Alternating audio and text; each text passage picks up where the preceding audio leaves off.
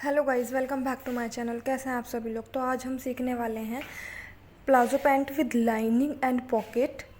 तो सबसे पहले जो हमारी लेंथ है वो 37 हिप, 38 बॉटम, 8 आसन, 11 एंड हाफ। सबसे पहले हम 2.5 इंचज़ की बेल्ट के लिए निशान लगाएंगे। देन हम अपनी लेंथ के लिए मार्क करेंगे 37 इंचज़।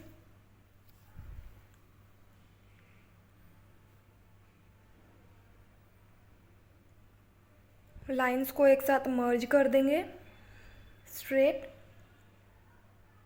अगर आपके पास स्केल है तो आप उसका यूज़ कर सकते हैं। मेरे पास इंची टेप है तो मैं उसी का यूज़ कर रही हूँ।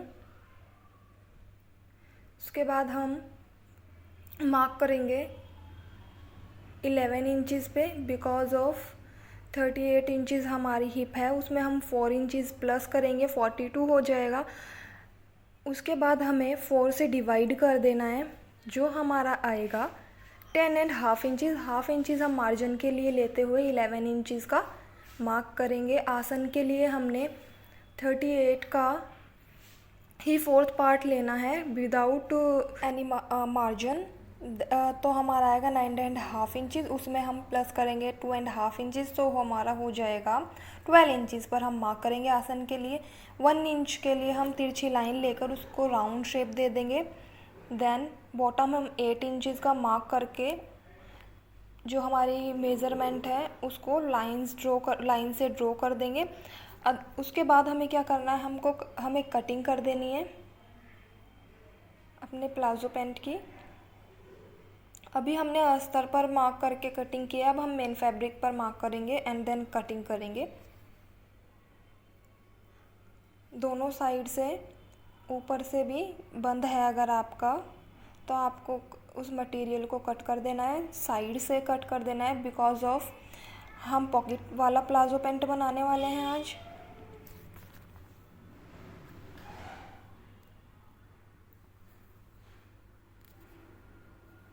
अब हम अपने मेन फैब्रिक को अच्छे से फैला लेंगे 4 पार्ट्स में। बंद साइड आपको अपनी तरफ रखनी है एंड जो ओपन साइड है वो बाहर की तरफ। इस तरह से अपने फैब्रिक को अच्छे से फैला लें।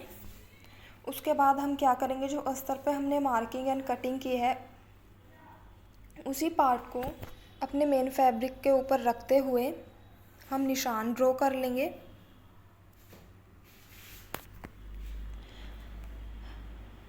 हम अस्तर का जो बॉटम से लेंथ जो हमने लिया वो 37 ली है, और जो मेन फैब्रिक है उसको हम 1 इंचज़ एक्स्ट्रा लेंगे, बिकॉज ऑफ हम जो मेन फैब्रिक और अस्तर का फैब्रिक है अलग अलग उनको बॉटम से फोल्ड करने वाले हैं। अगर हम एक साथ दोनों को फोल्ड कर देते हैं तो आफ्टर वॉशिंग जो हमारा अस्तर है वो श्रिंक हो जाता है और हमारा जो प्लाजो पैंट है उसमें एक तरह से झोल टाइप आ जाता है, जो अच्छा नहीं लगता। इसलिए हम दोनों को अलग अलग फोल्ड करने वाले हैं बॉटम से।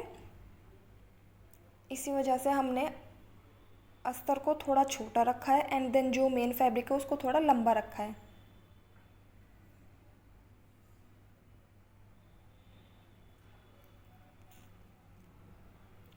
कटिंग करने के बाद दो साइड से भी हमको कटिंग कर देनी है, जैसे हमने अस्तर में किया था सेम।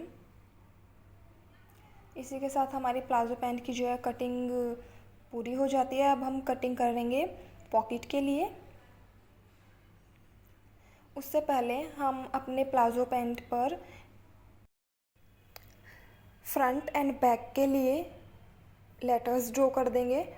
जैसे बी के लिए मैंने बैक के लिए बी ड्रॉ किया है एंड फ्रंट के लिए एफ। इसे स्टिचिंग करते हुए हमें इजीली पता चल जाएगा हमारा फ्रंट पार्ट किस तरफ है एंड बैक पार्ट किस तरफ है, देख सकते हैं आप।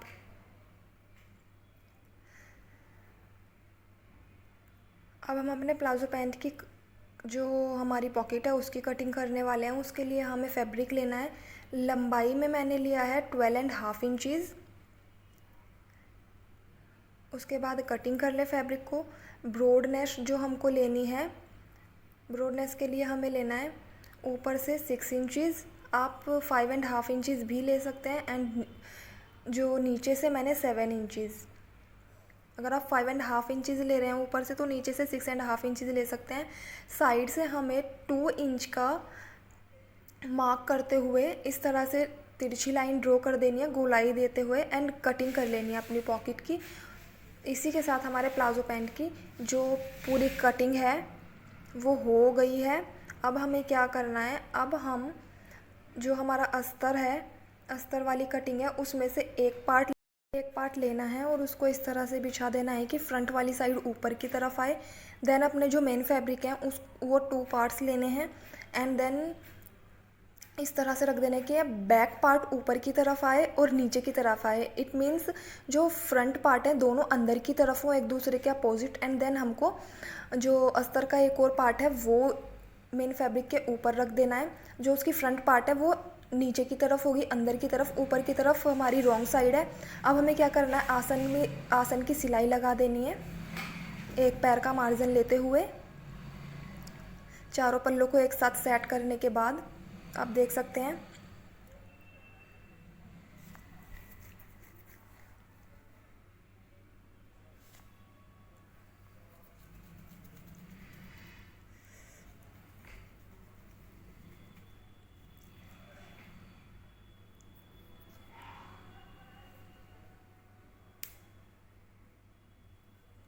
चारों पल्लों को एक साथ सेट करने के बाद हम एक पैर का मार्जिन लेते हुए सिलाई लगा देंगे। दोनों ही पार्ट्स को आपको इस तरह से फोल्ड कर लेना है।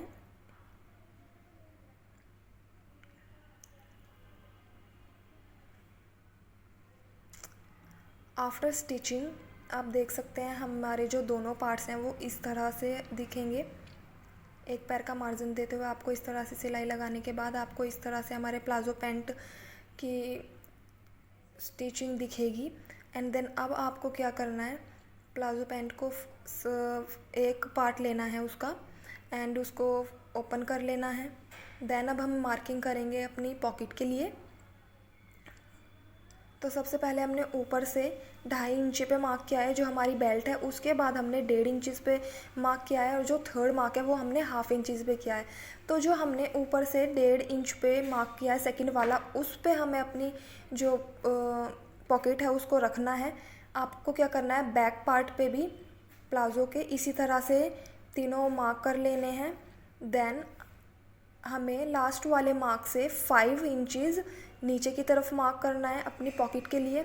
अब हम प्लाज़ो के फ्रंट पार्ट पर ही अपनी पॉकेट को रखेंगे एंड देन सेकंड वाले मार्क पे रखेंगे पॉकेट को एंड इस तरह से पीछे की तरफ फोल्ड कर देंगे, सिलाई लगा देंगे एक पैर का मार्जिन लेते हुए। सिलाई हमें थर्ड वाले मार्क से एंड 5 इंचज़ जो हमने नीचे की तरफ लिया है उस पे लगाना है। अब हम जो एक पैर का मार्जिन लेते हुए सिलाई लगाई है उसको कट कर देंगे इस तरह से। अब अपनी पॉकेट को क्या करना है, हमें इस तरह से अंदर की तरफ फोल्ड कर देना है पीछे की तरफ, रॉन्ग साइड की तरफ, इस तरह से। अब फ्रंट साइड पे इस तरह से एक पैर का मार्जिन देते हुए किनारे किनारे पे हमको सिलाई लगा देनी है पॉकेट के, आप देख सकते हैं। इसके बाद आपको पॉकेट को इस तरह से इस तरह से नहीं करना, आपको अंदर की तरफ पॉकेट को फोल्ड करना है जैसे मैं कर रही हूँ और सिलाई लगा देनी है अपनी पॉकेट में बॉटम पे इस तरह से। अब हमें बाहर की तरफ पॉकेट को क्या कर देना है, ओपन करके फोल्ड कर देना है। इस तरह से हमारी पॉकेट आ जाएगी। बॉटम में पॉकेट के बाहर की तरफ एक सिलाई लगाएंगे पक्का करने के लिए। इसी के साथ हमारी जो पॉकेट है वो रेडी हो गई है। अब हमें ऊपर की तरफ अपनी पॉकेट हाथ डाल के भी देख सकते हैं हमारी पॉकेट कितनी अच्छी बनी है, बिल्कुल फिनिशिंग के साथ। देन अब हमें क्या करना है, फोल्ड जो हमारे नीचे के चारों पल्ले हैं उनको फोल्ड कर देना है।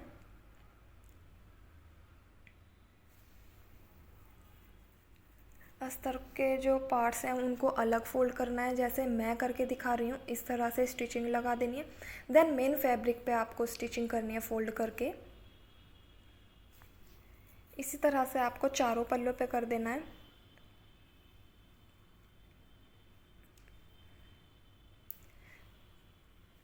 फोल्ड करने के बाद हमारा प्लाज़ो कुछ इस तरह से दिखेगा।